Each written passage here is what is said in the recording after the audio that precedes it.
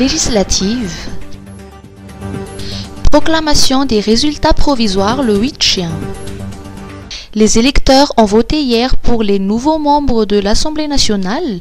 Dans l'ensemble, les élections législatives se sont déroulées dans le calme selon la CENI, en dépit de quelques incidents mineurs dans certains bureaux de vote.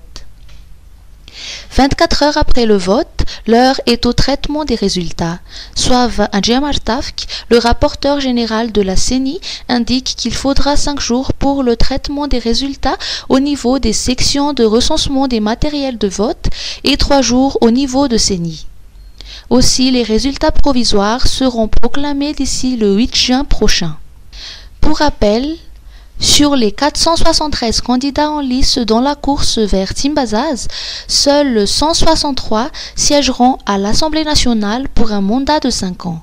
Selon les premières tendances de vote, la plateforme de l'opposition Fresakin et la majorité présidentielle Irmar se démarquent.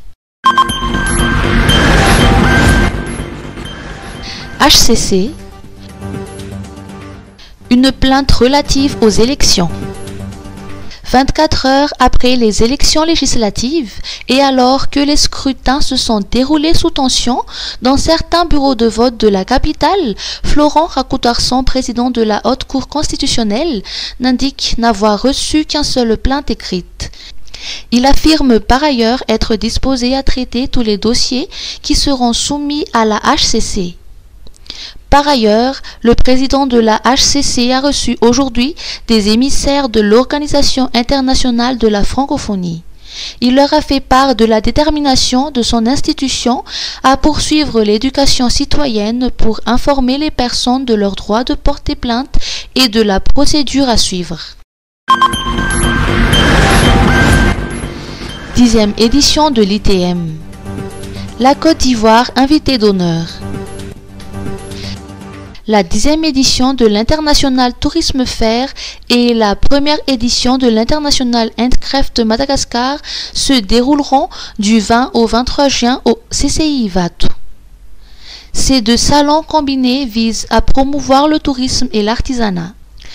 Ce sera une occasion pour les professionnels du tourisme malgache de participer à des rencontres B2B avec des opérateurs ivoiriens. La Côte d'Ivoire a été sélectionnée comme pays invité d'honneur à ces salons. Une délégation ivoirienne composée de professionnels du tourisme et d'acteurs culturels séjournera et attendue pour ces salons. Roger Dago, le représentant du consul honoraire de la Côte d'Ivoire, nous en dit plus. Déjà, c'est un immense honneur pour nous, comme je l'ai dit à Monsieur le ministre. La Côte d'Ivoire est une terre de diversité culturelle. C'est un pays d'hospitalité. Et nous avons dans cette diversité culturelle beaucoup à apporter en ce qui concerne toute notre culture, notre dynamisme économique. Et je pense que ça permettra effectivement de bâtir un nouveau partenariat avec Madagascar. Je pense que, comme je l'ai dit tout à l'heure, nous ferons tout ce que nous pouvons de manière à être à la hauteur de cet événement.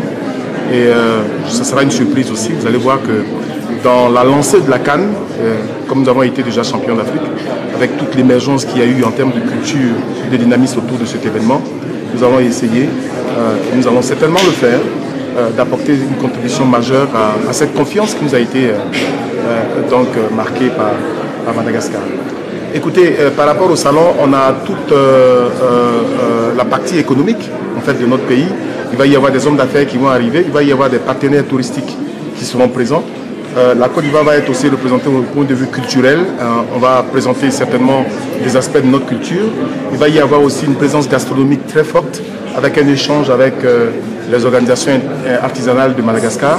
Je pense qu'on a beaucoup de choses à partager ensemble et nous sommes prêts à le faire. Voilà. Et je pense que ça va aussi ouvrir une opportunité incroyable pour que des gens dans cette partie de l'Afrique qui ne connaissent pas l'océan Indien et surtout Madagascar puissent découvrir, je peux le confirmer, ce beau pays qu'est Madagascar.